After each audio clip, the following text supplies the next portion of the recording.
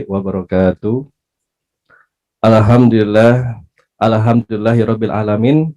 Wassalatu wassalamu ala asrofil anbiya'i wal mursalin wa ala alihi wa sahbihi ajma'in amma ba'du.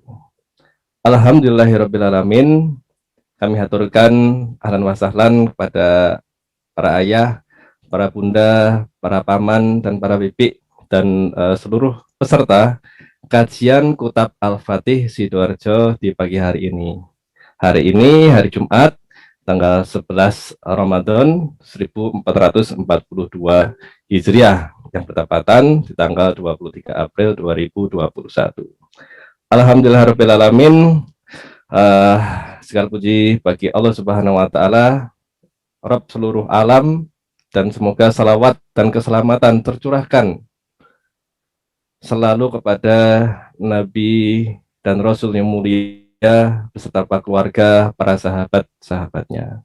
Dan alhamdulillah di pagi hari ini ya, insya Allah pemateri akan disampaikan oleh Ustadz Fitrian Qadir Hafidullah, dan untuk tema kali ini adalah tema yang spesial ya, terutama buat para ayah dan para paman tentunya. Karena apa? Karena tema pagi hari ini akan membahas ya terkait dengan masalah kerja. Kalau temanya ini berbunyi kerja. Terus buat apa? Nah, ini mirip slogan yang sering kita dengar ya. Tapi pada pagi hari ini kita insya Allah tidak membahas itu. Ini lebih terkait dengan ya fungsi ya kita, ya terutama saya juga ya, ini selaku sebagai ayah ya, kita sebagai seorang ayah. Nah, mungkin sering disibukkan ya dengan ya aktivitas ya untuk mencari maisha atau kerja ini. Ya, berangkat pagi, pulang sore gitu kan. Kadang mungkin juga ya grup grup informasi yang terkait dengan pendidikan putra-putri kita bahkan sering tidak kita lihat karena sibuknya kita bekerja. Sebelum membahas lebih dalam terkait dengan tema kerja terus buat apa, mari kita buka untuk kajian Kutab Al-Fatih Sidoarjo di pagi hari ini dengan pembacaan Bismillahirrahmanirrahim. Dan alhamdulillah, sebelum saya alihkan, kita sapa terlebih dahulu ya Ustadz Fitrian Qadir. Assalamualaikum Ustadz Fitrian. Waalaikumsalam warahmatullahi wabarakatuh. Sehat Pak? Alhamdulillah, insyaallah.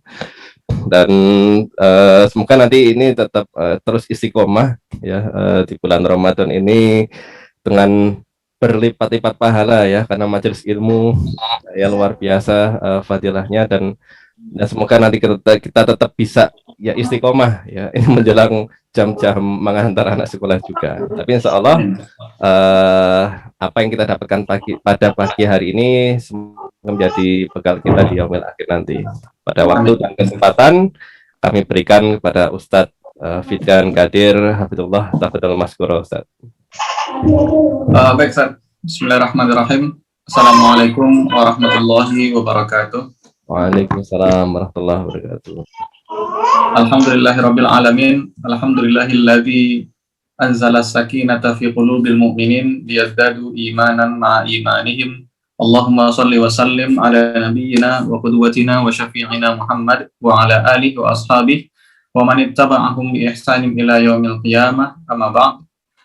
Para guru, para ustaz yang kami muliakan, ayah dan bunda, para orang tua santri, keluarga besar Kutab Al-Fatih, segenap jamaah di kajian Kutab Al-Fatih Sidoarjo yang dirahmati Allah Subhanahu wa taala. Alhamdulillah pada pagi ini Allah kasih kita kesempatan berkumpul di waktu yang berkah. Pertama, berkah bulan Ramadan. Kata Rasul, qad atakum syahrul mubarak. Sungguh telah datang kepada kalian semua itu bulan yang diberkahi. Maka Ramadan itu 1 bulan full, di detik manapun, di jam manapun berkah. Termasuk di jam ini, maka dia menjadi waktu yang berkah. Kemudian dia juga berkah karena ini hari Jumat. hari yang mulia Sayyidul Ayyam, kata Rasul, penghulunya dari semua hari, dan di hari Jumat ini ada pengampunan juga. Kata Rasul, al-jum'atu ilal as-salawatul khams wal jum'atu ilal jum'ah wa ramadhanu ila ramadhan mukaffiratun lima bainahuma idza jituni bal kabair. Salat yang 5 waktu, antara satu salat dengan salat berikutnya, antara satu Jumat dengan Jumat berikutnya, dan antara Ramadan dengan Ramadan berikutnya, itu merupakan tempat-tempat pos-pos pengguguran dosa-dosa, selagi dosa-dosa besar dijauhi. Maka Jumat ini, Masya Allah, hari yang penuh dengan keberkahan. Plus satu lagi, kita di waktu pagi, di awal murah hari, ini juga waktu spesifik yang didoakan oleh Rasul SAW untuk diberkahi. Kata Rasul, Allahumma barik li ummati fi bukuriha. Ya Allah, berikanlah keberkahan untuk umatku pada awal-awal hari mereka. Dan di waktu berkah ini, kita perlu bersyukur, karena di waktu yang 3 keberkahan setidaknya ada di sini, Allah berikan kita kesempatan untuk, mungkin sebelumnya kita sempat tilawah Quran dulu, dan sekarang untuk kita berdiskusi atau ngaji, mengenai ayat-ayat Allah, mengenai syariat Allah. Kemudian salawat dan salam buat junjungan kita Nabi Muhammad SAW. Semoga Allah memberikan kepada kita, setiap kali kita salawat kepada Rasulullah SAW, kita minta diberikan rasa cinta yang terus tumbuh, diberikan kekuatan yang terus bertambah, dan diberikan semangat yang semakin hari semakin naik untuk mengikuti risalah yang dibawa oleh Rasulullah SAW, untuk mengikuti keteladanan Rasulullah SAW. Baik ayah bunda, teman-teman yang rahmati Allah Subhanahu Wa Taala, pembahasan kita pada pagi ini tentang pekerjaan. Ini pembahasan yang luar biasa, pembahasan yang setiap hari kita lakukan. Dan kalau kita kalau kita tidak duduk dan melihat membahas ini dari satu sudut pandang syariat, maka kita rugi, Pak. Sebagian besar waktu kita habis dengan pekerjaan. Setidaknya orang bekerja itu dalam sehari 8 jam. Jadi sepertiga, 24 bagi 8, sepertiga harinya itu habis untuk bekerja. Belum lagi tambahan pekerjaan-pekerjaan yang lain. Maka sehari-hari hidup kita memang penuh dengan bekerja. Maka kalau hari-hari itu penuh bekerja, sudah selayaknya kita melihat kerja itu dari perspektif Islam seperti apa. Gambaran pekerjaan itu seperti apa. Dan alhamdulillah di kesempatan ini kita juga bisa ngobrol-ngobrol bersama mengenai hal ini. Ada beberapa pandangan tentang pekerjaan, dan pandangan yang santer belakangan ini adalah, saya sering dapat di sosial media itu, masa cari uang ibadah. Sering disebut, masa cari duit itu ibadah, cari cuan ya cari cuan aja, nggak usah kait-kaitan dengan cari Tuhan. Nah itu banyak seperti itu, dan ini adalah hal yang perlu kita perhatikan. Statement ini keluar, ucapan ini keluar tentunya berangkat dengan background yang beragam. Ucapan ini keluar bukan iseng saja. Satu ucapan lisan itu pasti keluar karena ada beberapa pengalaman yang mengantarkan orang untuk mengatakan hal tersebut atau memberikan statement tersebut. Nah, sekarang kita kembali mundur sedikit tentang bekerja itu. Bekerja itu memakan sepertiga dari waktu kita, setidaknya, minimalnya. Sepertiga dari waktu kita dalam sehari itu dihabiskan oleh pekerjaan, kalau yang kita kerja kantoran, kerja karyawan, dan rata-rata bahkan orang yang ke ladang pun mungkin sekitar itu juga. Dia berangkat pagi jam 8, kemudian pulang jam 2 siang atau jam 3 siang. Maka 6 atau sampai 8 jam itu waktu yang dihabiskan untuk bekerja. Kita kembalikan dulu ke awal mula diciptakannya manusia. Nah, ini ayat yang menarik. Saya suka mengangkat ayat ini, dan saya yakin kita semua sudah familiar dengan ayat ini. Ayat ini ayat yang sering dibacakan oleh banyak ulama, banyak ustaz, bahkan sebagian kita mungkin sudah hafal dengan ayat ini, padahal kita belum bisa baca Quran waktu itu. Allah mengatakan, A'udzubillahi minasyaitonirrajim, wa ma khalaqtul jinna wal insa illa liya'budun, dan aku tidak ciptakan jin dan manusia kecuali agar mereka beribadah kepadaku. Ini ayat ini strukturnya unik. Susunan ayat ini unik karena Allah memasukkan 2 kata negatif di dalam. Sama dengan la ilaha illallah, ada 2 kata negatif di dalamnya. Yang pertama tidak ada atau la, yang kedua illa, kecuali. Jadi kalau ada 2 kata negatif di dalam satu kalimat, kalau dia dihapus, maka kata orang maknanya sama. Artinya kalau Allah bilang, aku tidak ciptakan manusia kecuali untuk menyembahku, maka tidak dan kecuali dihapus artinya akan sama. Aku ciptakan manusia untuk menyembahku. Atau tidak ada Tuhan selain Allah, tidaknya dihapus, selainnya dihapus. Jadi Tuhan itu adalah Allah. Nah, dan kelihatannya lebih ringkas dan lebih efektif. Artinya kalimat yang bagus itu adalah kalimat yang ringkas tapi pesannya sampai. Nggak perlu kita ngomong panjang lebar sampai 10 jam, tapi ternyata yang kita omongkan selama 10 jam itu bisa disampaikan dalam waktu 15 menit. Maka kalimat yang 15 menit itu jauh lebih baik daripada ngomong obrolan panjang 10 jam, 15 jam. Nah, hal ini menjadi kaidah sendiri dalam bahasa Arab. Dalam kaidah bahasa Arab disebutkan khairul kalami ma qalla wa dalla. Kalimat yang paling baik itu kalimat yang sedikit, tapi dia dalla. Dia sudah menjadi dalil. Dia sedikit disampaikan, tapi sudah memberikan jawaban untuk banyak pertanyaan, sudah menjelaskan banyak sekali hal. Dan Al-Quran adalah kalam, khairul kalam. Sebaik-baik ucapan itu adalah Al-Quran. Al-Quran itu ucapan Allah, kalamullah, ucapannya Allah. Maka dia berhak untuk memiliki semua standar ucapan yang baik. Tapi kenapa di ayat ini Allah panjangkan kalimat yang mungkin kelihatannya bisa disederhanakan? Allah sebut, dan aku tidak ciptakan jin dan manusia kecuali untuk menyembahku. Sementara mungkin kita yang belajar bahasa, kita bisa ringkas ini dengan mengatakan, dan aku ciptakan jin dan manusia untuk menyembahku. Tapi kata ulama, kalau ada kalimat yang seharusnya ringkas, di Al-Quran dibikin panjang, Allah inginkan sesuatu di sana. Ada sebuah pesan penting yang ada di sana. Dan benar, ketika ayat ini dibikin panjang, contohnya seperti ini. Saya bilang, saya tinggal di Depok. Terus saya bilang, saya besok mau ke Bandung. Maka kemungkinannya adalah besok saya dari Depok ke Bogor dulu. Dari Bogor saya mampir ke Madrasah Al-Fatih di Situ Daun dulu. Dari Situ Daun saya mampir dulu ke Puncak. Dari Puncak saya duduk dulu di Cianjur, ada saudara yang mau dikunjungi. Dari Cianjur saya jalan, mungkin saya sudah sampai besok sore baru sampai di Bandung. Itu kalau saya bilang saya besok ke Bandung. Tapi kalau ucapan saya adalah, saya tidak akan kemana-mana besok kecuali ke Bandung. Maka nggak ada pilihan, besok pagi saya sudah sampai di Bandung. Habis subuh 2 jam perjalanan sampai di Bandung. Nah, mungkinnya seperti itu. Kalau kita mengatakan tidak ada Tuhan itu adalah Allah, kemungkinannya mungkin ada lagi Tuhan lain selain Allah. Tapi kalau Allah tegaskan pada kita tidak ada ilah kecuali Allah, selesai urusan. Tidak ada hal apapun, tidak ada kita tidak melakukan pekerjaan apapun kecuali alasannya itu Allah. Ini dia. Kita tidak melakukan pekerjaan apapun kecuali alasannya itu Allah. Ini kalimat syahadat ini kalimat yang statementnya luar biasa, yang konsekuensinya berat. Ini kita mengatakan la ilaha illallah, la ma'budun siwa, tidak ada yang disembah, tidak ada yang dikejar kecuali Allah Ta'ala. Kita tidak melakukan apapun kecuali semuanya karena Allah. Itu konsekuensi dari la ilaha illallah. Sama dengan ayat surat Al-Zariyat 56, Allah mengatakan, dan aku tidak ciptakan jin dan manusia kecuali untuk menyembahku. Menariknya Allah mengatakan di sini al-jin wal ins. Al-jin itu mufrad, al-ins juga mufrad. Jin itu artinya jin, ins itu artinya manusia, setiap individu. Dan Allah detailkan kepada kita, Allah tegaskan lagi bahwa setiap individu, setiap orang itu Allah ciptakan hanya untuk menyembah Allah. Jadi Allah tegaskan kepada kita bahwa setiap antum, si fulan, antum semuanya, setiap individu ini tidak diciptakan kecuali untuk menyembah Allah. Allah bisa saja mengatakan wa ma khalaqtun nas, tidak ciptakan seluruh umat manusia, tapi Allah bilang secara spesifik setiap individu. Artinya saya, bapak-bapak di sini, setiap ibu di sini, semuanya itu tidak diciptakan kecuali untuk menyembah Allah Ta'ala saja.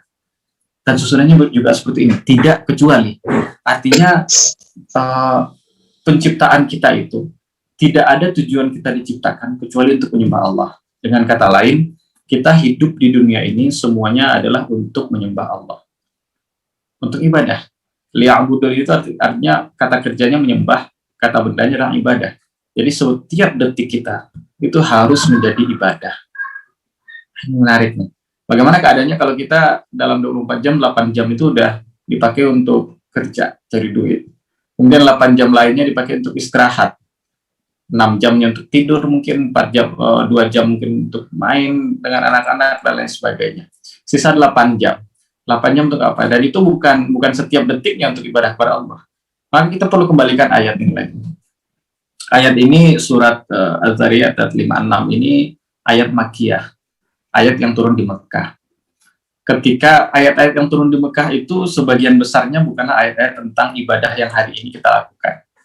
Salat, puasa, haji, umroh, zakat, itu yang sudah paket hari ini itu tidak turun di Mekah. Rata-rata ayat-ayat itu turun di Madinah. Ada di Mekah pun turunnya tapi sudah akhir-akhir. Nah, menariknya ayat ini turun di fase Mekah, di mana waktu itu pembahasan banyak pada hal akidah. Tapi ayat ini turun membahas tentang ibadah. Artinya, ketika Al-Quran turun di fase Mekah, ada hal yang Allah inginkan dari ayat ini. Allah mengatakan, ibadah itu turun di fase Mekah, maka ibadah itu tidak saja sholat, haji, umroh, dan lain sebagainya. Jadi ibadah itu bukan saja hal-hal yang rutin kita lakukan setiap hari. Itu ibadah, betul. Sholat ibadah, betul. Puasa itu ibadah, betul. Ngaji, baca Quran itu ibadah, betul. Wirid, zikir itu ibadah, betul. Kemudian kita zakat itu ibadah, betul. Haji itu ibadah, betul. Umrah ibadah, itu betul semua. Namun ketika kita mengatakan itu saja, ibadah hanya itu saja, itu baru keliru. Kenapa? Karena ibadah itu ternyata luas sekali maknanya. Imam Ibn Taimiyah mengatakan kullu ma yuhibbuhullah wa yardah, itu adalah ibadah. Segala sesuatu yang Allah cintai dan Allah ridhoi itu menjadi ibadah. Maka kita lihat di ayat ini bahwa Allah tidak ciptakan jin dan manusia kecuali untuk beribadah kepada Allah, dan kata ibadah ini maknanya luas. Dengan makna ibadah yang luas ini, maka kita perlu ngerti, perlu paham bahwa apapun bisa menjadi ibadah. Apapun bisa menjadi ibadah. Saya ingin bacakan sebuah hadis. Hadis ini cukup panjang dan kita ingin ambil akhirnya saja. Ini hadis tentang sahabat miskin yang datang kepada Rasulullah SAW. Di antara sahabat itu ada sahabat yang secara finansial itu rendah, miskin, sahabat miskin. Dan sahabat miskin datang kepada Rasul curhat, mengatakan satu pendapat tentang sahabat yang kaya. Jadi orang miskin yang iri dengan orang kaya itu juga terjadi di zaman Rasul. Tapi alasan kenapa mereka iri itu cuma satu. Alasan kenapa orang miskin itu iri pada orang kaya cuma satu. Mereka datang pada Rasul dan bertanyakan, ya Rasulullah, zahaba ahlut tusur bil ujur. Ya Rasulullah, orang-orang kaya itu sudah pergi memborong semua pahala. Alasannya cuma satu, karena orang ketika kaya, ketika punya uang, dia tahu kemana uangnya disalurkan, dan itu membuat orang miskin menjadi iri. Di zaman itu, orang kaya punya harta yang bisa mereka salurkan, orang miskin. Kenapa mereka iri? Yusalluna kama nusalli. Kami sholat, mereka juga sholat. Pahalanya sama. Wa yasumuna kama nasum. Kami puasa, mereka juga puasa, pahalanya sama. Walakinnahum, tapi mereka itu wa yatasaddaquna bi fuduli amwalihim. Mereka bersedekah dengan kelebihan harta mereka. Sementara kami orang miskin nggak punya kelebihan harta. Dan harta yang ada pun pas-pasan saja. Nah, Rasulullah SAW mengatakan, apakah Allah tidak mengajarkan kepada kalian bahwa Allah jadikan untuk kalian itu sedekah dengan cara yang berbeda? Kata Rasul, fa inna likulli takbiratin sadaqah. Setiap takbir itu sedekah. Allah bersedekah. Tahmid itu sedekah. Alhamdulillah sedekah. Tasbih itu sedekah. Subhanallah sedekah. Tahlil itu sedekah. La ilaha illallah sedekah. Al-amru bil ma'ruf sedekah. Mengajak kepada kebajikan, mengajak kepada kebaikan itu sedekah. An-nahyu 'anil munkar sedekah. Mencegah dari keburukan, kemungkaran itu sedekah. Yang terakhir ini, wa fi butni ahadikum sadaqah. Dan wa fi butni ahadikum itu dalam bahasanya artinya pada bagian tubuh kalian itu sedekah. Ini kiasan, artinya adalah dalam hubungan badan suami istri itu sedekah. Nah, ini hadis ini membuat saya merubah cara melihat definisi ibadah itu apa. Dan sahabat heran, ya Rasulullah, dan sahabat bertanya, bagaimana kalau salah seorang di antara kita mendatangi istrinya bukan karena Allah, tapi karena syahwat? Apakah itu jadi sedekah buat dia? Dan Rasul balikkan pertanyaan itu. Rasul, bagaimana kalau dia lakukan itu yang haram? Itu menjadi dosa nggak untuk dia? Sahabat bilang, iya. Maka ketika mereka lakukan itu yang halal, itu menjadi pahala, menjadi kebaikan untuknya. Maka makna sedekah itu yang pertama adalah kita melakukan yang halal. Makna ibadah itu pertama adalah kita menghindari yang Allah murkai. Jadi Imam Ibn Taimiyah mengatakan kullu ma yuhibbuhullah wa yardah adalah sedekah, adalah ibadah. Maka ibadah itu lebih luas lagi adalah kalau Allah tidak benci itu, Allah tidak murka terhadap hal tersebut, maka dia bisa menjadi ibadah. Kuncinya cuma satu. Pertama itu kunci pertamanya Allah tidak murkai hal tersebut. Allah tidak membenci hal tersebut, maka dia ibadah. Maka makna ibadah lebar, luas sekali makna ibadah. Dan dalam hadis banyak sekali Rasul sebutkan tentang ibadah. Satu suapan istri yang suapin ke suaminya itu ibadah. Satu dirham yang dibawa pulang oleh istri dari hasil bekerjanya itu ibadah. Buang duri di jalan itu ibadah. Bahkan itu disebut salah satu dari cabang iman, min syu'abil iman. Buang duri di jalan, buang ada paku di jalan dibuang itu ibadah. Kemudian berbicara, ngobrol dengan anak-anak itu ibadah. Menghabiskan waktu bicara, bercanda dengan istri itu ibadah. Jadi dari sini kita lihat bahwa makna ibadah ini luar biasa luas, dan inilah salah satu hikmah kenapa surat Az-Zariyat 56 ini turun di fase Makkah ketika pembahasan tentang ibadah yang paket itu belum ada atau masih dikit.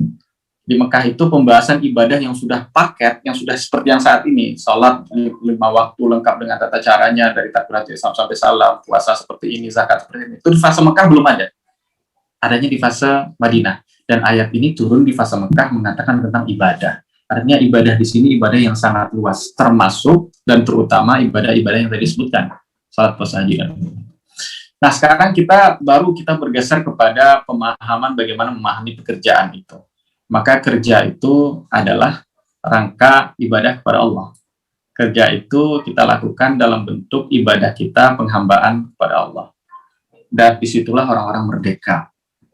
Di doanya ibundanya Maryam itu, istrinya Imran,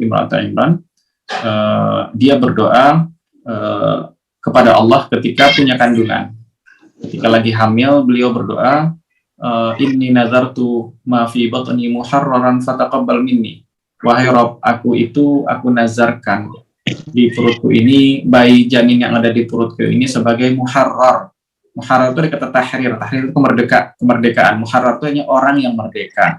Tapi di tafsir-tafsir disebutkan bahwa muharrar ini, orang merdeka ini adalah orang yang sibuk beribadah kepada Allah. Ini menarik. Orang yang merdeka adalah orang yang sibuk beribadah kepada Allah. Dan kata ibadah itu dari kata abada ya'budu. Abid itu artinya budak. Jadi menarik ya. Justru kemerdekaan itu ada di perbudakan. Dan ternyata betul. Ternyata manusia ini didesain untuk menghamba. Kita itu didesain, diciptakan pasti menghamba. Kalau kita tidak menghambakan diri kepada Allah, kita akan menghambakan diri kepada selain Allah. Kita akan menghambakan diri pada jam kerja, menghambakan diri pada gaji, menghambakan diri pada atasan, menghambakan diri pada proyek-proyek yang dipegang, menghambakan diri pada target-target yang harus dicapai, dan seterusnya. Jadi kalau kita tidak menghambakan diri kepada Allah, kita akan menghambakan diri kepada selain Allah. Dan ayat ini menjelaskan kepada kita supaya merdeka cuma satu caranya, yaitu melepaskan diri dari penghambaan kepada selain Allah dan menghamba kepada Allah saja. Ini merdeka. Ini merdeka. Karena manusia itu pasti didesain untuk menghamba. Kalau bukan karena Allah, dia bisa menghamba karena tren di sosial media, menghamba karena gadget baru udah muncul, wah, handphone baru muncul, kerja keras cari duit, makan dihemat, beli handphone baru. Menghamba karena kendaraan model baru yang sudah facelift baru muncul, atau yang all new-nya baru muncul, akhirnya yang lama dijual, nabung, kerja. Akhirnya kalau kita tidak mengiatkan segala sesuatu untuk ibadah kepada Allah, menghamba kepada Allah, dipastikan kita akan menghamba kepada selain Allah. Menghamba pada jumlah like yang ada di Facebook, jumlah like yang ada di Instagram, menghamba pada komen-komen baik yang ada di sosial media, menghamba pada pengakuan orang lain terhadap kita, pasti. Maka Allah berikan kepada kita solusi bahwa supaya kita terlepas dari penghambaan kepada manusia, maka kita harus menghamba kepada satu saja, yaitu kepada Allah semata saja. Dan inilah penafsiran dari Imam Tabari pada ayat ini.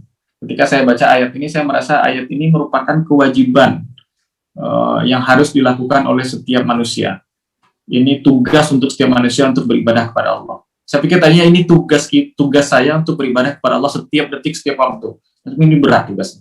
Tapi Imam Tabari menafsirkan, beliau bilang, wa ma khalaqtus su'ada'a minal jinni wal insi illa li'ibadati. Dan aku tidak ciptakan, kata Allah, dijelaskan oleh Imam Tabari, orang-orang yang berbahagia itu, baik dari golongan jin ataupun manusia, mereka itu adalah orang-orang yang sibuk dengan ibadah kepadaku. Dan aku tidak ciptakan orang-orang yang sengsara, baik dari golongan jin ataupun manusia, kecuali mereka sibuk bermaksiat kepadaku. Jadi ternyata ini bukan kewajiban kita, ayat ini adalah ayat yang menjelaskan tentang kebutuhan kita. Kalau kita butuh ingin bahagia, maka jadikan semua aktivitas kita itu ibadah. Kalau dia nggak menjadi ibadah, mulailah pikiran itu stres, banyak panik, banyak nggak enakan, banyak iri, banyak dengki, banyak merasa, wah nggak adil, saya kerja jungkir balik gaji sekian, yang lain kerjanya santai-santai, gaji sama dengan saya. Itu karena kita menyingkirkan kata ibadah itu. Tapi ketika kita masukkan faktor keimanan, ada faktor ubudiyah kepada Allah, maka semuanya akan berubah. Semuanya akan menjadi hal yang cara bermainnya, peta bermainnya menjadi berbeda. Nah inilah bagaimana cara kita memahami pekerjaan itu adalah ibadah. Dan kalau umat Islam tahu itu, kita akan melakukan kebaikan yang besar. Dan saya yakin sekali bahwa generasi umat Islam terdahulu, di mana peradaban Islam paling maju, itu adalah generasi yang mereka paham sekali bahwa pekerjaan mereka itu ibadah. Cukup banyak hadis Rasul SAW mengatakan pekerjaan ibadah. Salah satunya Rasul SAW mengatakan, Innallaha yuhibbu idza amila ahadukum amalan ayyutqinahu. Sesungguhnya Allah itu sangat mencintai, kata Rasul. Kalau salah seorang di antara kalian melakukan pekerjaan, dan pekerjaan ini amalan. Amalan ini dalam bahasa Arab nakirah. Nakirah itu unidentified, tidak teridentifikasi. Artinya amalan apapun. Udah beda. Kalau amalun atau amalan berarti amalan apapun, kerja apapun. Tapi kalau al-amal itu udah ketahui. Amal itu udah tertentu saja. Jadi ibadah saja atau bisa jadi sholat saja. Tapi Rasul mengatakan, idza amila ahadukum amalan. Siapapun di antara kalian yang mengerjakan pekerjaan apapun, yang penting tadi tidak dimurkai Allah dan tidak dibenci Allah. Dia lakukan pekerjaan apapun, Allah tuh cinta kalau mereka melakukannya dengan itqan, ayyutqinahu. Dengan itqan itu artinya kayu dipancangkan ke tanah sampai dalam, itu nggak bisa dicabut, nggak bisa goyang-goyang. Itu itqan. Itqan itu artinya adalah orang yang mengerjakan sesuatu dengan penuh kesungguhan, all out, 100%, dengan semua fokusnya dikerahkan untuk pekerjaan itu. Dan Allah mencintai orang-orang yang melakukan pekerjaan ini. Terserah apapun pekerjaannya, yang penting bukan yang Allah murkai. Allah mencintai itu. Banyak sekali hadis-hadis ucapan Rasul yang mengatakan bahwa pekerjaan yang sehari ini orang menganggap itu cari uang, mencari cuan, ternyata pekerjaan itu mencari Tuhan. Ternyata pekerjaan itu pekerjaan yang dipuji oleh Rasulullah SAW. Bahkan di hadis riwayat Tabrani, Rasul mengatakan, Inna minadz-dzunubi la dzunuban la tukaffiru salatu wala siyamu wala hajju wala umrah. Di antara dosa-dosa itu, ada dosa-dosa yang tidak bisa gugur, baik oleh salat, puasa, haji, ataupun umrah. Kita tahu bahwa Rasul juga mengatakan di hadis lain, kata Rasul, iringilah keburukan itu dengan kebaikan. Wa atbi'as sayyi'atal hasanata. Karena kebaikan yang datang belakangan itu akan menghapuskan keburukan sebelumnya. Tamhuha, kata Rasul. Jadi kita berbuat buruk nih, bikin dosa, bikin maksiat. Kata Rasul, langsung kerjakan setelahnya itu kebaikan. Karena kebaikan itu akan menghapus dosa-dosa sebelumnya. Nah, seperti itu. Tapi ini hadisnya umum, ada pengecualian di sini. Ternyata ada dosa-dosa itu, yang kita melakukan dosa itu, kemudian kita berbuat baik, sholat, puasa, haji, ataupun umrah, kata Rasul. Itu nggak akan menghapuskan dosa-dosa tertentu, dosa-dosa tersebut. Rasul nggak menyebutkan dosanya, tapi ada dosa-dosa yang tidak terhapuskan oleh itu. Maka sahabat heran. Sahabat nanya, wa fama tukafiruha ya Rasulullah. Lantas perbuatan apa yang bisa menggugurkannya ya Rasul? Dan Rasul sallallahu alaihi wasallam mengatakan, al-humumu fi talabil ma'isyah. Kata Rasul, bersungguh-sungguh dalam mencari ma'isyah. Nah, ini nih. Rasul bersungguh-sungguh dalam mencari ma'isyah.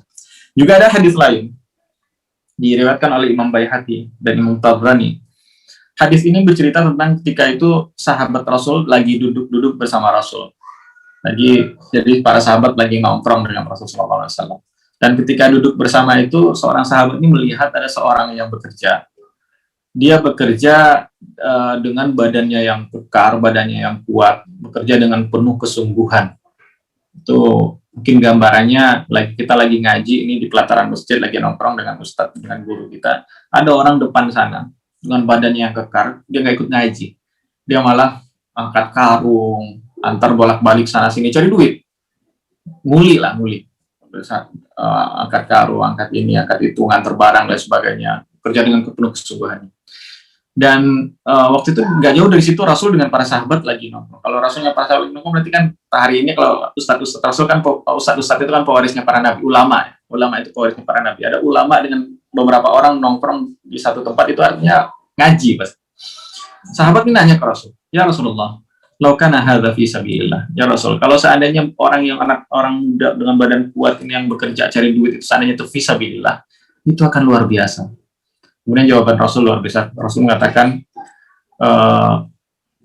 man kana yakhruju min baitihi yas'an. Siapa yang keluar dari rumahnya dan dia untuk pergi bekerja, sementara di rumah yang dia tinggalkan ada anak-anak yang masih kecil, dia fisabilillah. Kemudian yang kedua kata Rasul, siapa yang keluar dari rumahnya untuk bekerja dan di rumahnya ada dua orang tua yang sudah tua, dia fisabilillah. Yang ketiga kata Rasul, siapa yang keluar dari rumahnya untuk bekerja untuk menjaga dirinya, liyu'iffahu kata Rasul, untuk menjaga ifahnya, untuk menjaga kehormatannya, untuk menjaga dirinya agar enggak minta-minta, agar tidak menyusahkan orang lain, agar tidak menjadi beban bagi orang lain. Rasul bilang orang yang kerja keluar rumah yang cari duit itu fisabilillah. 3 orang sudah fisabilillah. Jadi kerja itu ternyata fisabilillah. Kerja itu fisabilillah.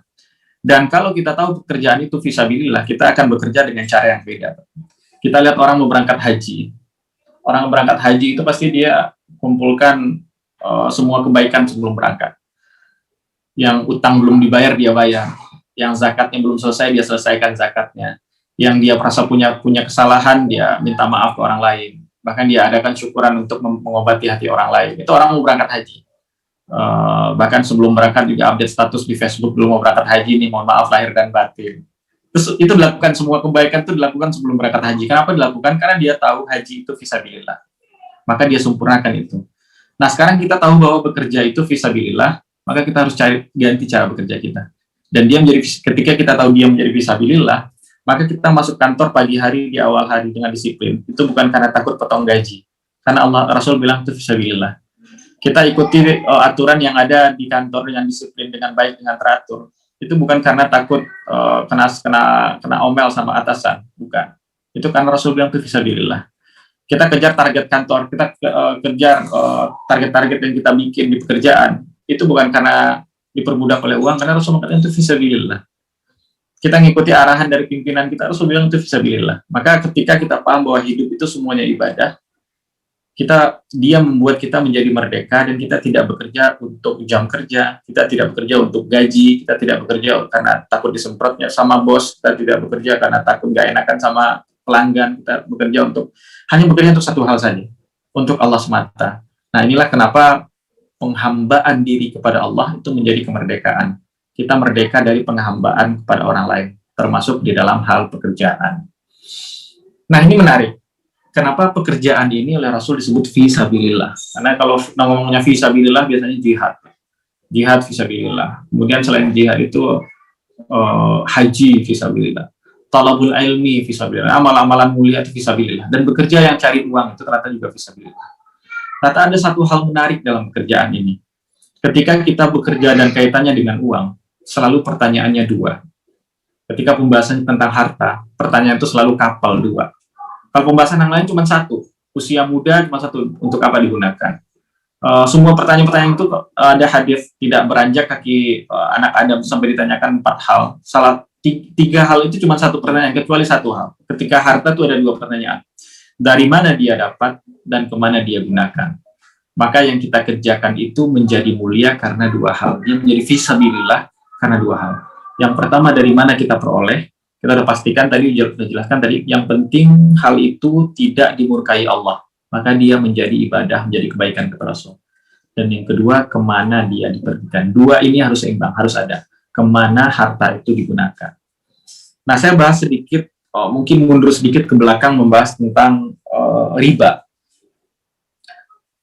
Pembahasan tentang riba itu dalam Al-Quran solusinya ada 2. Pembahasan tentang riba itu dalam Quran solusinya ada 2, dan dua-duanya harus dilakukan. Kalau 1 dilakukan, dia akan timpang. 2 itu yang pertama, Allah mengatakan wa ahallallahu al-bai'a wa harrama riba. Allah halalkan jual beli dan Allah haramkan riba.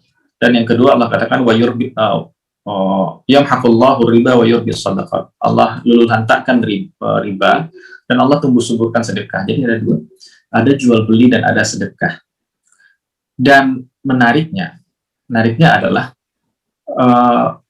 kalau kita cari pembahasan mana yang muncul dulu dalam syariat Islam, apakah jual beli atau sedekah, kita akan dapatkan pattern. Ternyata dalam cari uang itu, mindset pertama itu sedekah. Ayat yang turun pertama kali, yang turun lebih awal adalah ayat-ayat yang turun tentang sedekah. Pembahasan tentang interaksi keuangan itu rata-rata ada di Madinah.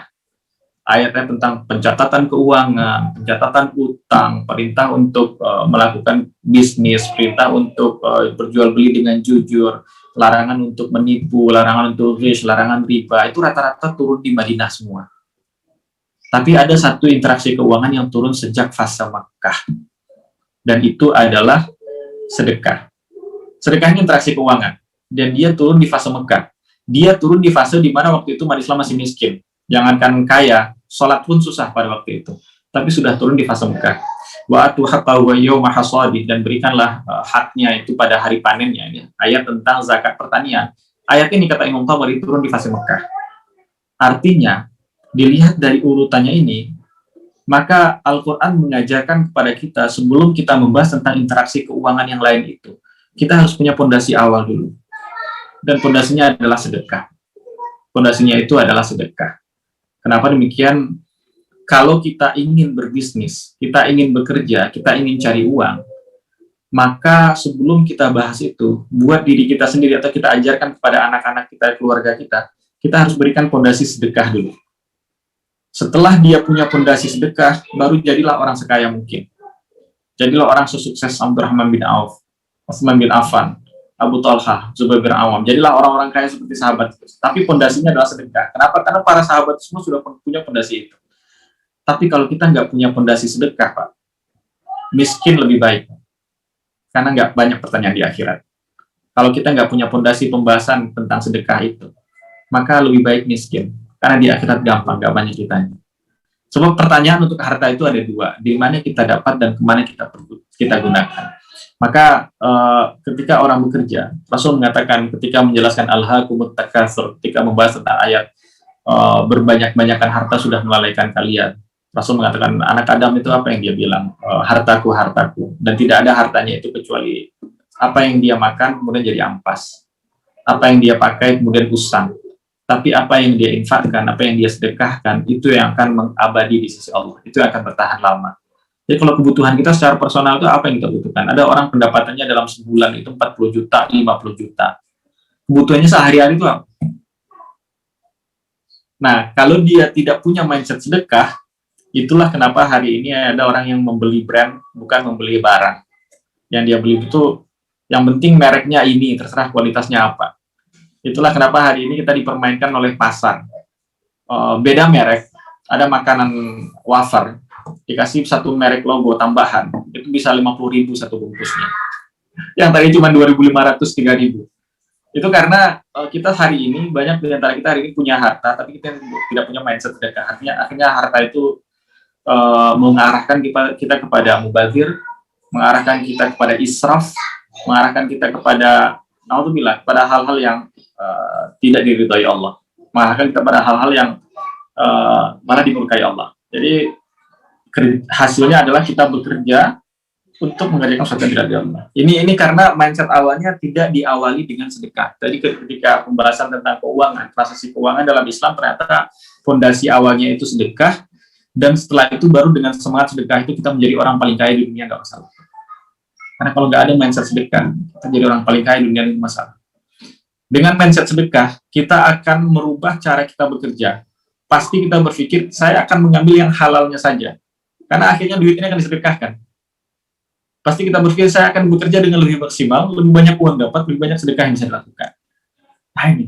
Dan sedekah itu banyak, Pak. Sedekah itu kosakata yang luas. Di hadis tadi, ketika sahabat yang miskin datang kepada Rasul, tanya tentang sedekah itu kosakata yang luas. Jasa itu sedekah.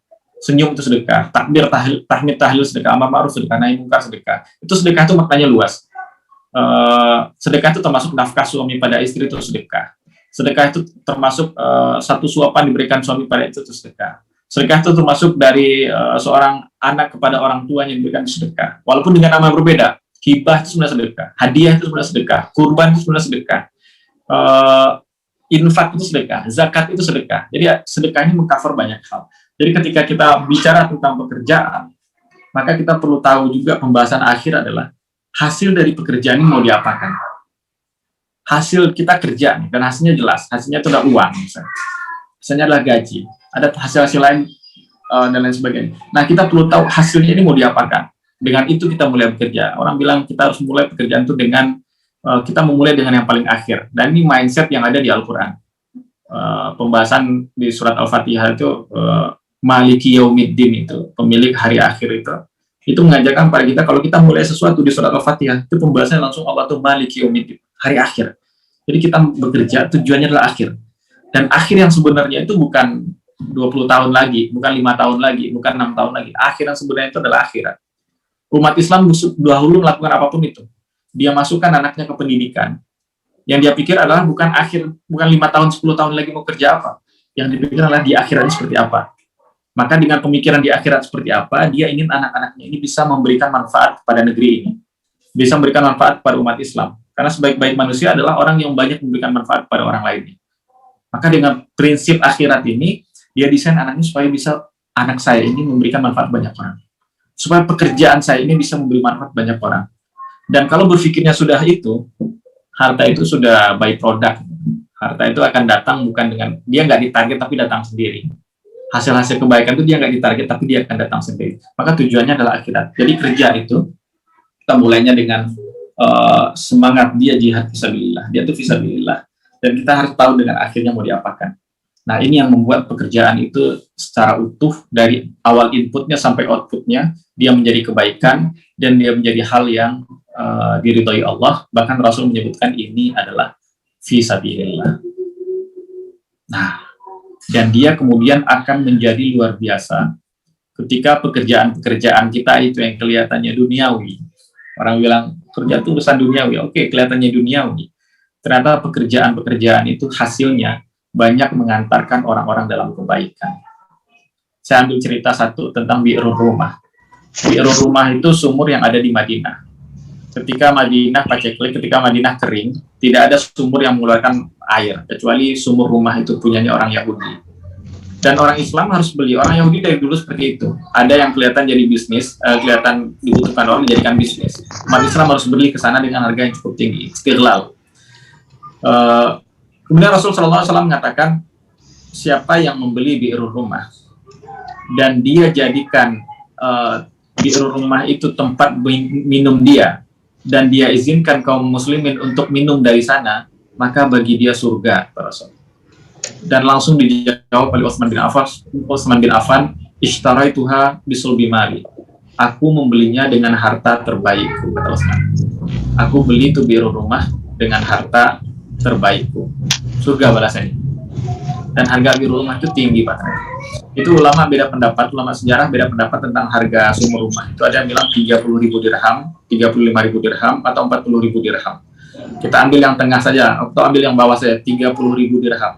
30.000 dirham sama Rasul itu 3.000 dinar. 3.000 dinar sekarang hari ini dinar berapa? 4 juta atau 3 juta? Ya, sekitar 10 miliar. 10 miliar dibeli oleh Ali bin Abi Thalib dan oleh Utsman bin Affan, dan Utsman mengatakan, saya beli itu dengan harta terbaik saya. Dan uang 10 miliar itu nggak akan ada kecuali dengan bekerja, dengan cari uang. Dan ternyata dengan bekerja itu dia bisa mengantarkan ke surga ketika inputnya clear dan outputnya juga jelas. Nah, itu kita temukan banyak sekali sahabat-sahabat itu yang memberikan harta terbaik mereka untuk proyek-proyek akhirat. Karena ternyata harta ini bisa mengantarkan pada akhirat. Satu lagi terakhir, ini hadis ketika Allah berfirman, lan tanalul birra hatta tunfiqu mimma tuhibbun. Tidak akan mencapai kebaikan, tidak akan pernah engkau mencapai albir, puncaknya kebaikan. Ya, ulama lain mengatakan albir itu artinya jannah, surga, sampai engkau infakkan yang engkau cintai. Abu Talhah datang kepada Rasul dan mengatakan, ya Rasulullah, apakah Allah mengatakan demikian? Rasul mengatakan, iya betul demikian. Kemudian Abu Talhah mengatakan, maka kebunku ini, Bayruha, adalah kebun yang paling aku cintai, dan ini aku berikan untuk Allah dan Rasulnya. Nah, Rasul mengatakan, saya terima, kemudian saya kembalikan kepada engkau Abu Talhah, tapi gunakanlah dia untuk keluargamu, untuk kerabatmu. Nah, ini menjadi ucapan Rasul ini menjadi definisi wakaf oleh para ulama. Setelah itu disimpulkan, dirumuskan, itu menjadi definisi wakaf. Jadi dia tetap dikelola oleh Abu Talha, tapi sudah diterima oleh Rasul, sudah milik Rasul, ini sudah milik Allah, hasilnya itu disedekahkan. Oh, kapital tetap ditahan. Yang menariknya adalah ketika Abu Talha mengatakan kalimat ini, Rasul mengatakan statement yang menarik. Rasul mengatakan, "Bah, zaka malun rabih." Bah itu bukan bahasa Arab. Bah itu sebagian ulama bahasa mengatakan bah itu bahasa Persia. Akhirnya Rasul mengucapkan kalimat yang kekaguman yang tinggi. Bah, zaka malun rabih. Inilah harta yang beruntung.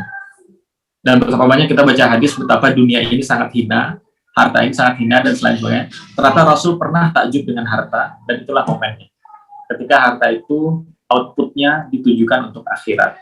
Maka dengan pembahasan ini, pembahasan kerja itu adalah pembahasan yang luar biasa benar, dan kita perlu luruskan lagi makna ini. Karena kalau kita tidak mengembalikan makna ini kepada sudut pandang Quran dan hadis, kita akan melakukan itu dengan keluhan, dengan maki-makian, dengan iri-irian, sikut-sikutan, menghalalkan yang haram, melakukan apapun yang bisa dilakukan walaupun tidak diridai Allah, karena kita tidak melihatnya dari sudut pandang yang benar.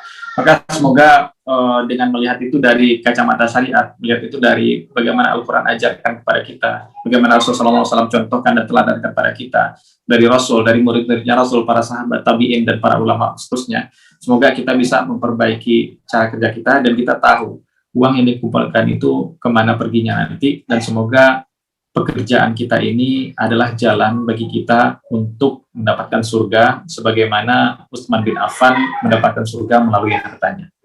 Demikian Bapak Ibu yang Allah.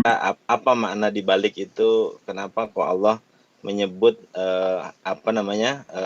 harta itu sebagai titipan kepada kita? Semisal kita kerja kan pasti dapat gaji, kemudian artinya kita dapat harta. Harta itu kan asalnya juga dari Allah gitu kan ya. Lalu kenapa Allah menyebut itu sebagai titipan kepada kita? Mungkin itu, Ustaz. Ya. Baik Pak dosen. Insyaallah. Satu-satu dulu ya pertanyaannya. Nanti langsung jawab langsung Ustaz Fitrian sambil nunggu teman-teman peserta yang lain. Silahkan nanti juga langsung atau chat ya di bawah nomor di bawah ini ya. Monggo Ustaz. Baik Pak Haji. Saya kalau ditanya sama Pak dosen ini saya jadi jiwa mahasiswa saya keluar. Ini pertanyaan apa ujian tesis ini? Baik Pak Rusli, insyaallah.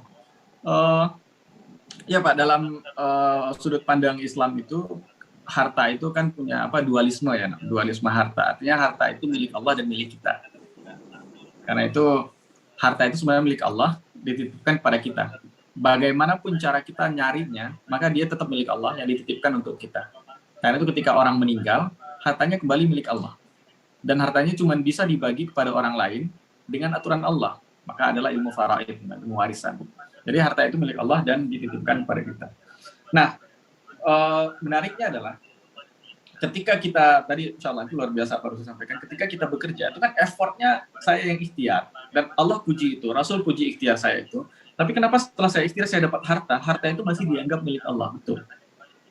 Karena ikhtiar apapun yang kita lakukan, itu pun atas izin Allah. Rasul mengatakan pada sahabat, mau tidak kalian itu saya tunjukkan tentang kunuzu ahlil jannah, Rasul. Kunuzu itu dari kanzun itu artinya kantong, sekarang itu bahasanya mungkin investasi. Investasinya penduduk surga. Jadi penduduk surga itu punya amalan di dunia dulu, yang dia lakukan itu, dan itu menjadi keuntungan yang dia ambil ketika di akhirat, sehingga mereka masuk surga. Dan itu kata Rasul, mau nggak saya tunjukkan tentang kanzun, kunuz ahli jannah, investasinya ahli surga ini. Sahabat mengatakan bala ya Rasulullah. Iya Rasulullah. Mereka langsung mengatakan la haula wala quwwata illa billah. Tidak ada daya, tidak ada kekuatan untuk menolak, tidak ada kekuatan menarik kecuali dari Allah semata.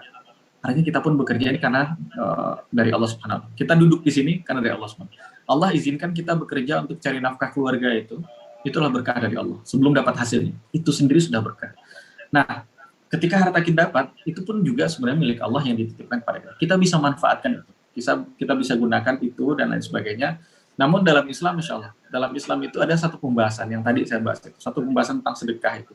Yang mana pembahasan sedekah itu saya lihat kalau kita mengkaji syariah itu pembahasan sedekah itu hampir ada di semua lini bahasa. Mulai dari hal yang paling bahagia sampai hal yang paling menyakitkan. Hal yang paling bahagia misalnya, Orang ketika dia nunggu buah hatinya dan ternyata buah hatinya lahir, dia bahagia, Allah suruh akikah, potong kambing. Untuk anak laki-laki 2 ekor, kambingnya untuk anak perempuan 1 ekor. Disuruh akikah. Dan itu dibagi-bagikan kepada orang lain. Itu apa? Itu sedekah. Orang yang bahagia ketika hari raya Idul Akbar itu Idul Adha. Dia bahagia, kemudian Allah suruh apa? Allah suruh kurban, potong kambing, potong sapi. Lakukan kurban, terus bagi-bagikan. Dan kurban terbaik adalah kurban yang kambingnya yang paling baik. Jadi itu karena kita nunjukin kebahagiaan, nggak mungkin kita kasih kambing yang kurus. Ini kurang bahagia orang. Kita cari kambing yang paling baik. Kalau dibagi-bagikan, itu kebahagiaan. Nah, itu pun sedekah sebenarnya. Itu sedekah sebenarnya. Ketika Idul Fitri, sebelum salat Id itu, kita disuruh bayar zakat fitrah. Ini seminimal-minimal. Kalau nggak dilakukan dosa, kata Allah. Kalau ini bukan standar orang dermawan, ini standar orang pelit. Karena orang paling pelit itu dia minimal keluarin zakat, itu baru pelit. Kalau pengen nggak pelit ya di atas itu. Jadi kalau di bawah nggak ngeluarin zakat itu bukan pelit saja dia. Itu sudah Islamnya dipertanyakan. Ini rukun ini. Itu pun sedekah. Sampai paling bawah, bagian yang paling kurang enaknya. Orang yang langgar aturan ketika haji, dia kena hukuman suruh potong kambing, itu sedekah. Orang yang dia bisa puasa, tapi karena nyusuin anak atau karena lagi hamil, dia nggak kuat untuk puasa, dia suruh bayar fidyah. Fidyah itu sedekah. Orang tua yang biasanya kuat puasa, tapi karena sudah tua tidak kuat puasa, disuruh bayar fidyah. Fidyah itu pun sedekah. Orang yang bunuh orang lain, ada diat hukumannya diantaranya. Dia tuh ngasih 100 ekor unta, itu pun sedekah. Jadi dalam Islam itu saya lihat syariat Islam itu semuanya ditempel dengan sedekah. Semuanya ditempel dengan sedekah. Dan karena itu Rasul mengatakan sedekah itu maknanya luas sampai hubungan badan suami istri itu sedekah. Apalagi dengan hal yang masuk ke kelebatan terhadap harta yang kita cari. Artinya, Allah kasih pesan ke kita bahwa pekerjaan-pekerjaan ini mulia dan hartanya yang harta mulia karena Allah sudah desainkan untuk kita kemana keluarnya harta ini. Maka kita perlu perhatikan kembali ke harta-harta yang mulia ini akan keluar dengan cara yang mulia. Karena itu Rasul mengatakan ni'mal malus salih fi rajulin salih. Sebaik-baik harta yang baik itu ada pada orang yang baik. Jadi ada harta nih yang by default dia adalah harta yang baik. Dicari dengan cara yang baik, didapatkan dengan cara yang halal, dikerjakan dengan cara yang baik, dia adalah harta yang baik. Dan harta yang baik ini akan lebih baik ini kalau ada di tangan orang yang saleh. Karena orang yang saleh itu paling tahu kemana harta itu akan dikeluarkan. Jadi pembahasan harta itu mulai dari cara mendapatkannya sampai dengan ujung di mana dia habis. Dan kemudian baru kita diajarkan di fase Madinah itu kita banyak sekali diajarkan tentang kaidah sedekah, kaidah infak, kaidah wakaf salah satunya. Dan wakaf ini, masya Allah, saya tertarik membahas wakaf ini dan kemana saya bahas apapun larinya ke wakaf lagi Pak. Karena sejak saya membahas wakaf itu, saya merasa ini bahasan kok saya selama ini ngaji kok nggak dapet ilmu ini. Ternyata wakaf itu dia menjadi satu dari 3 jalan yang mana ketika kita meninggal semua urusan kita selesai kecuali 3 hal. Satunya itu wakaf, sedekahun jariyah itu. Ini hadis riwayat Muslim. Imam Nawawi ketika menjelaskan hadis ini, Imam Nawawi mengatakan bahwa sedekahun jariyah ini nggak mungkin yang lain kecuali wakaf. Karena sedekah itu maknanya banyak tadi, dan wakaf itu adalah sedekah yang didesain usianya panjang, lebih panjang daripada usia orang yang berwakaf. Ketika dia meninggal pun terus mengalirkan kebaikan. Maka ketika kita punya harta dan dapat dengan kerja yang halal, harta itu untuk kita, itu masih dikatakan titipan oleh Allah karena kita nggak mungkin menggunakannya itu untuk hal yang tidak Allah ridhai. Dan hal yang alangkah indahnya adalah kita gunakan untuk hal yang Allah inginkan. Sebagai suami, maka Allah inginkan dia punya tanggung jawab qawamah. Di antara qawamah itu adalah wa bima anfaqu min amwalihim. Di surat An-Nisa 34 itu qawamah itu ada karena dia infakkan dari hartanya. Infak itu termasuk dia siapkan nafkah untuk istri dan anak-anaknya, untuk keluarganya. Kalau dia punya orang tua yang masih tua, ya, orang tua yang sudah tua yang masih hidup, maka dia berikan itu. Nah, sisanya untuk apa? Sisanya untuk apa? Kalau kita Bapak Ibu yang penghasilan sehari 4 juta, sebulan 4 juta, kemudian kebutuhan hidupnya pas 4 juta juga, itu mungkin alhamdulillah Allah kasih kita kesempatan untuk infak 100% kepada keluarga kita. Tapi ada orang yang Allah kasih dia itu kesempatan untuk infak tidak saja kepada keluarganya. Jadi dia mungkin dari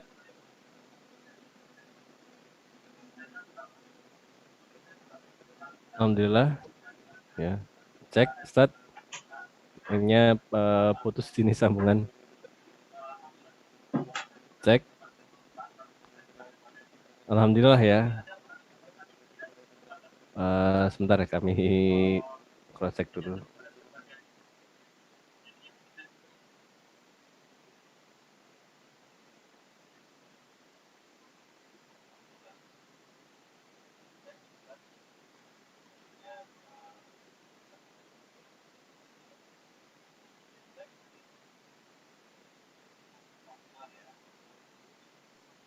Alhamdulillah sudah bisa lagi, bisa menyambung kembali.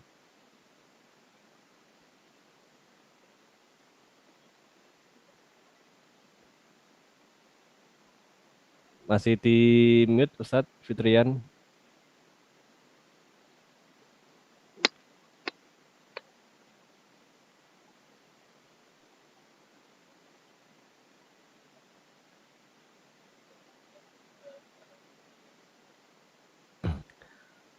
Alhamdulillah sambil menunggu Ustadz Fitrian bisa terkonek kembali, kami menginfokan kepada para peserta ya kajian ya Kutab Sidoarjo bahwa jika para ayah, para bunda ya ingin mewakafkan ya wakaf tunai ya tadi disampaikan oleh Ustadz Fitrian merupakan sebuah platform ya platform sedekah yang usia jangkanya sangat panjang sekali, bahkan lebih panjang dari usia orang yang berwakaf ya. Untuk apa? Untuk wakaf ya tunai pembangunan madrasah di situ daun. Buat para ayah, para bunda ya bisa langsung mentransfer ya di rekening di bawah ini, ya.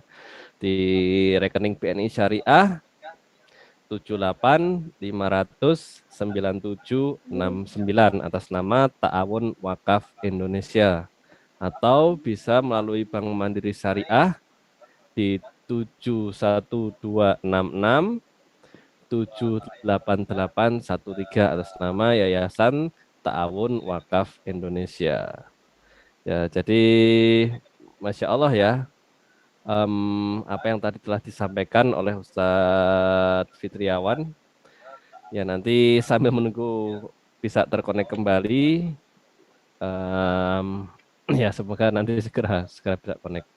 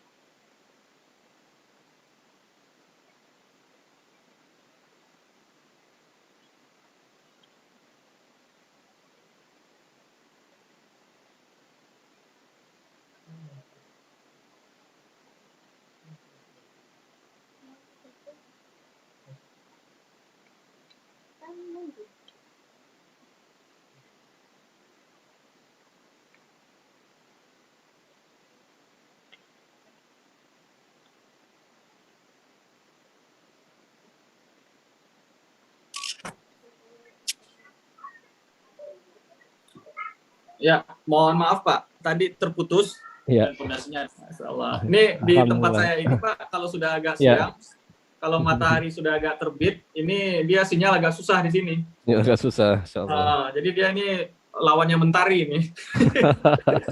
Antitesisnya Mentari. Baik, Afwan, Bapak Ibu semuanya mohon maaf. Kita lanjutkan sedikit lagi. Jadi itu Pak, jadi memang ada satu, saya membahas jadi bahas dan Umar undang semua sahabat Muhajirin dan Ansar, kemudian Umar ikrarkan wakafnya. Tanah di sini, kebun di sini, ini adalah wakaf lillahi ta'ala, manfaatnya digunakan oleh ini, yang mengelolanya adalah Umar bin Khattab, kalau Umar meninggal yang mengelolanya adalah Hafsah, dan seterusnya. Dan semua ini dilakukan oleh Umar dengan mengundang sahabat Muhajirin dan Ansar. Setelah selesai acara itu, sahabat Jabir mengatakan, saya tidak temukan satupun sahabat Rasul yang punya harta kecuali pasti berwakaf. Kemudian sekarang saya merasakan bahwa semua ikrar wakaf yang kita buat itu mengalirkan kebaikan pahala pada Umar bin Khattab. Jadi dengan wakaf ini, Masya Allah, banyak sekali manfaat yang diambil. Dia mengambil, karena dalam beramal itu kita tidak dicukupkan dengan ikhlas, itu puncaknya betul, tapi tidak itu saja. Dalam beramal pun kita perlu mendesainnya supaya manfaatnya banyak, usianya panjang, yang dapat pahalanya lebih banyak. Maka kita lihat sejarah-sejarah itu bagaimana para ulama dulu, para sahabat Rasul, para tabi'in itu mendesain satu amalan dia, tapi punya multiplier effect. Pertama, dia sedekah ke si fulan dapat pahala. Yang kedua, dia mencontohkan ke anaknya, dia dapat pahala. Anaknya melakukan juga dapat pahala. Yang kemudian dia jadikan yang dia berikan itu bisa bermanfaat dalam waktu panjang, itu tambah lagi pahalanya. Padahal satu perbuatan. Dan di wakaf itu bisa mengcover banyak sekali hal. Kalau tadi kita sempat bahas bahwa kunci ekonomi syariah di Al-Quran itu ada dua, Pak. Pertama larangan, yang kedua perintah. Kalau larangan kita sudah tahu clear, riba. Yang perintah itu juga ada dua. Yang pertama bisnis dan yang kedua sedekah. Dan di wakaf itu dua-duanya ada sedekah dan ada bisnisnya. Nah itu nanti kalau pembahasan tentang wakaf mungkin di lain waktu. Tapi ya itu, kalau kita punya harta maka kita gunakan untuk peruntukan yang output yang Allah inginkan. Karena itu harta itu walaupun kita kerjakan dengan ikhtiar kita, kelihatan dengan effort kita, dengan juhudnya kita, Allah masih mengatakan itu sebagai titipan dari Allah, karena Allah inginkan sesuatu kebaikan buat kita, yaitu kebaikan di dunia dan kebaikan di akhirat. Demikian Pak Ali. Allahu a'lam bishawab. Alhamdulillahirrahmanirrahim. Ya, jazakumullah khairan katsir Ustaz Fitrian atas jawabannya. Dan tidak terasa nih Ustaz, baru satu pertanyaan ya. Padahal ada pertanyaan yang lain nih sepertinya. Tetapi waktu pun yang memisahkan kita, karena insyaallah sekarang sudah pukul 7 lebih 6 menit. Insyaallah nanti akan disambung di pertemuan-pertemuan berikutnya. Jazakumullah khairan katsir atas kehadiran para ayah, para bunda, untuk bisa tetap istiqomah menghadiri acara kajian Kutab Al-Fatih Sidoarjo. Dan satu pesan dari saya, mungkin sebelumnya ada closing statement, Ustaz. Ya Pak, baik Pak. Mungkin terakhir ini bahwa kita tahu bahwa banyak sekali ayat atau hadis mengatakan bagaimana hinanya dunia ini. Dan ternyata di sisi lain Rasul itu pun pernah takjub dengan harta atau dengan harta. Bagaimana hinanya harta, tapi di sisi lain Rasul punya takjub dengan harta, itu hartanya Abu Talha. Maka dunia ini yang hina dan lain sebagainya itu ditekankan di bawah dia hina, karena fokus kita jangan ke sana. Kalau kita fokus ke sana dia benar hina, habis kita Pak. Kalau fokusnya ke sana capek. Maka kita jadikan fokusnya akhirat, maka dunia inilah tunggangan kita. Tunggangan kita yang mana semua amal kita lakukan untuk tujuan akhirat. Dan kalau tujuannya akhirat, Allah kasih kita kebaikan untuk dunia. Imam Ibnu Taimiyah mengatakan inna fid dunya jannah man la yadkhuluha la yadkhulu jannatal akhirah. Di dunia ini ada surga, kata Ibnu Taimiyah. Siapa yang enggak masuk surga dunia ini, dia enggak masuk surga akhirat. Artinya orang yang berbahagia di akhirat sana, mereka adalah orang yang berbahagia di dunia ini. Jadi kalau kita di dunia sengsara, kemungkinan besar di akhirat sama. Maka untuk mendapatkan kebahagiaan di dunia ini, kita perlu fokus pada kebahagiaan di akhirat. Allah jamin kita dapat kebahagiaan di dunia. Demikian Bapak Ibu semuanya, mohon maaf jika ada kesalahan dan kekurangan. Semoga ini bisa menjadi nasihat buat saya sendiri, dan semoga ini bisa menjadi pengingat buat kita bersama. Billahi taufiq wal hidayah. Assalamualaikum warahmatullahi wabarakatuh. Waalaikumsalam warahmatullahi wabarakatuh. Terima kasih. Kita tutup untuk kajian di pagi hari ini dengan doa penutup majelis. Subhanakallah bihamdika asyhadu an la ilaha illa anta astaghfiruka wa atubu ilaik. Kalam. Assalamualaikum warahmatullahi wabarakatuh. Waalaikumsalam warahmatullahi wabarakatuh. Amin Bapak Ibu semuanya. Ya, Ustaz. Baik. Baik.